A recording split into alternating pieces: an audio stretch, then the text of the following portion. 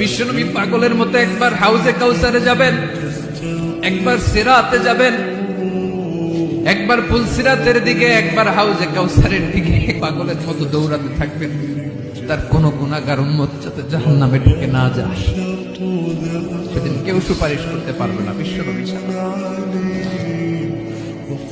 এজন্য ৫ নম্বর আল্লাহ বললেন, মান যাল্লাযী ইয়াশফাউ ইনদাহু ইল্লা বিইযনিহি।